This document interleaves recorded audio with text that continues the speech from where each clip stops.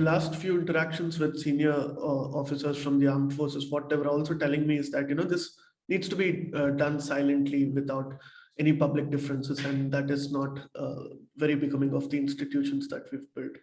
So perhaps Absolutely. that will happen sometime Yeah. in the future. So obviously, you've had a very long and distinguished career in the armed forces. You were the pioneer of the surgical strikes, and I know that you've been asked this a million times, but you've also headed very important events. So what have people forgotten about the surgical strikes that needs to be reminded again and again? And can you also give us some exclusive insights? Nothing classified, of course, but whatever can be shared in public domain. So very broadly, so I don't think people have sort of forgotten about the surgical strike. It's something that keeps coming up. Right. Very broadly, sort of without going into too many operational details, let me sort of run you through the process of the planning and what happened. That attack on the Uri garrison, in which we lost 18 soldiers, was really, really shocking for all of us. And I think very quickly, both the military leadership and the political leadership decided that we need to send out a strong response to this, and that the strong response must come early enough, not as if we can wait for months and months and then do something. The whole impact would have been lost.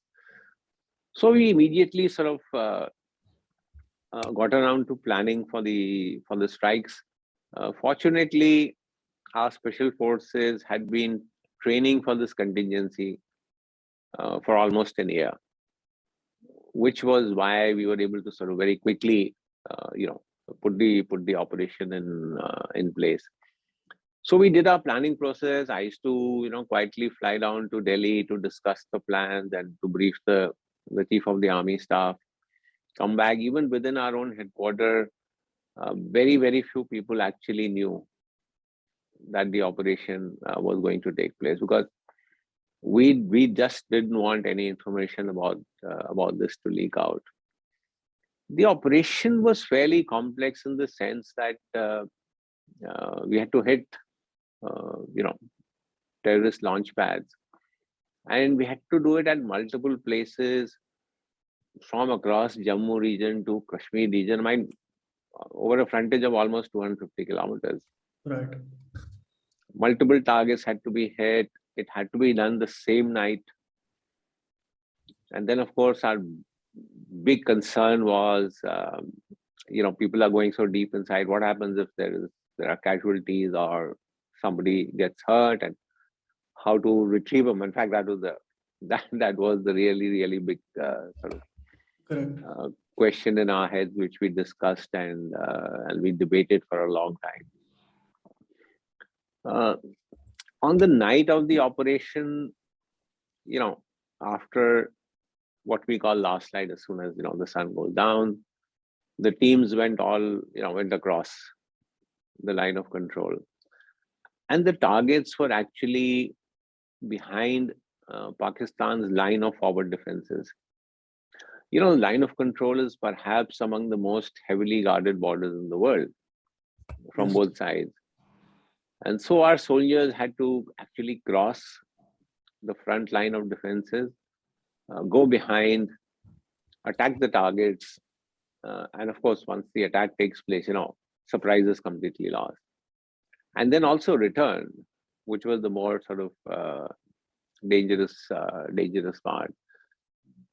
So I was we were sitting in our, what we call the operations room, and we had these UAVs and drones over the target area, and these pictures were being beamed to us of what is going on there. And I remember the first attack went in at about midnight, and troops came back. But the last attack was to go in at 6 o'clock in the morning. So there are almost 6 hours between the first and the last attack, and which again was a little area of concern for us, that once the first attack goes in, Pakistani soldiers sort of, get an inkling of what is going on. how quickly will they be able to pass the information? How prepared will they be for the last attack? Fortunately, I think they were completely shocked and surprised. So there was absolutely no reaction. The soldiers did an outstanding job. The officers and men who went across, I think if you ask me who should take credit for the surgical strike, it's these guys, because they put their lives on the line to go across. And when everybody came back safe, huge sense of relief. So people often ask me what was the first sort of feeling you had when everybody was back. Yeah. So did you feel a sense of triumph? And I said it was just a sense of relief that everybody's back. Right. The other feelings come a little later, but the first thing was Right. all the soldiers are back and safe. So as I said, the good successful operation. Maybe when we sit separately, we can talk about some more details. Sure, sir. Please remember to subscribe to us and switch on the notifications for this channel. For our other social media links, more content, and to support our work, please visit citti.net. Dhanyavad. Namaskar.